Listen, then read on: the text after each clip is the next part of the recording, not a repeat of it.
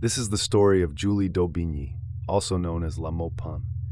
Born around 1673, her life was destined to be anything but ordinary. Her father was the Grand Squire of France, training the royal pages at the court of King Louis XIV. From a young age, Julie was raised among these boys, not sequestered away like other girls of her station. She received the exact same education as the king's pages, which included academics, dancing, drawing, and most importantly, the art of the sword.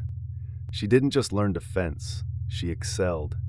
Her natural talent and fierce determination quickly made her more skilled than any of the boys she trained with. Her father encouraged this, seeing it as a vital skill for a dangerous world. She developed a preference for men's clothing, finding it far more practical for her active lifestyle. This, combined with her training and confident demeanor, meant she grew up unbound by the strict gender roles that confined other 17th century women. At just 14, her life took its first dramatic turn. She began an affair with her fencing master, a man named Sirens. When he was forced to flee Paris after killing a man in an illegal duel, Julie, without hesitation, went with him. To support themselves on the road to Marseille, they put on exhibitions. Sirens would demonstrate his fencing skills, and Julie would take to the stage, not with a sword, but with a song. Her voice was as powerful as her sword arm. They performed in taverns and at country fairs, living a life of adventure and precarity.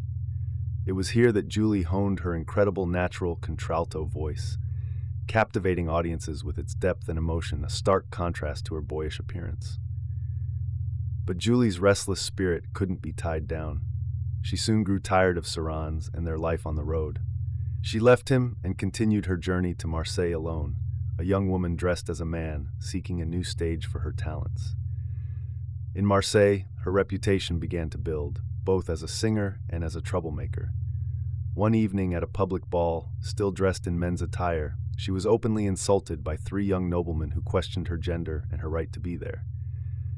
Rather than backing down, Julie did the unthinkable. She calmly challenged all three of them to a duel. The men, amused and arrogant, accepted her challenge, suggesting they meet outside the city walls at midnight to settle the matter. What happened next became legend. One by one, Julie fought the noblemen.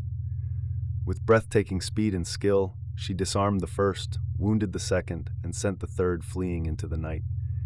She had proven her point decisively. News of the woman who defeated three aristocrats in a single night spread like wildfire through Marseille. Her notoriety, combined with her undeniable vocal talent, earned her a spot at the prestigious Marseille Opera, where she quickly became a star. She was a sensation.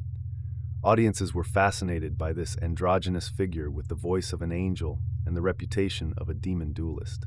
She often played powerful heroines and even took on male roles, further blurring the lines of gender. However, dueling was a capital offense in France. The wounded nobleman pressed charges, and Julie was sentenced to death in absentia. Yet, her fame reached the ears of King Louis XIV, who was so amused by the story that he issued her a royal pardon. Free from legal trouble, Julie's life took another romantic turn. She fell madly in love with a beautiful young woman, the daughter of a local merchant. Their romance was passionate and intense, a flame that burned brightly and dangerously. When the girl's parents discovered the affair, they were horrified. To separate the lovers and cure their daughter of her affections, they sent her away to a convent in Avignon, believing its holy walls would keep Julie out.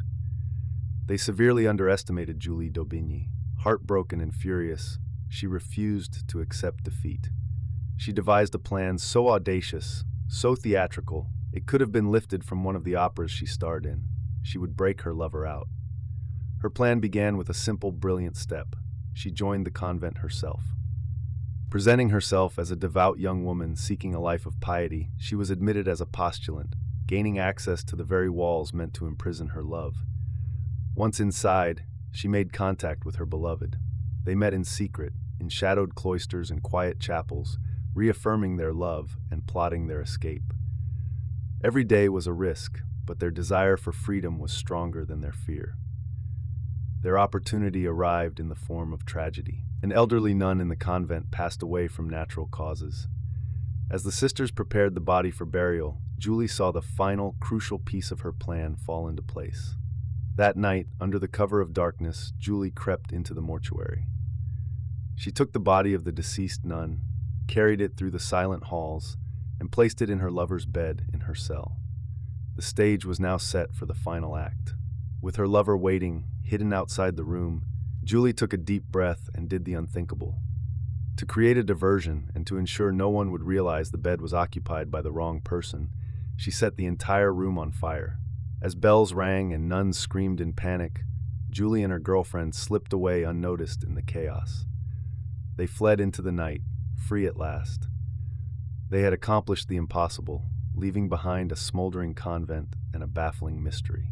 The pair remained on the run together for several months, but the pressures of life as fugitives took their toll.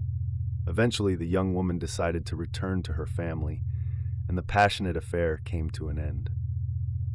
Meanwhile, the authorities pieced together what had happened. Julie d'Aubigny was charged with kidnapping, body snatching, and arson. Once again, she was tried in absentia and sentenced to the most severe punishment, to be burned at the stake. Facing a death sentence for the second time, Julie did what she did best. She defied expectations. She returned to Paris and, through her father's connections, managed to secure another audience with the king. She pleaded her own case directly to the monarch. Astonishingly, the king was once again entertained by her wild story. Arguing that the convent's laws only applied to those who had actually taken their vows, which neither Julie nor her lover had, he granted her a second, final pardon for all her crimes. With her slate wiped clean, Julie d'Aubigny joined the prestigious Paris Opera. Her fame, now amplified by her scandalous reputation, made her the biggest star in France. She dominated the stage for nearly a decade, living a life as dramatic as any she portrayed.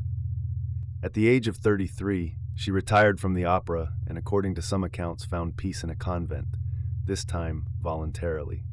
She died just a few years later, leaving behind a legacy so incredible it blurs the line between history and myth.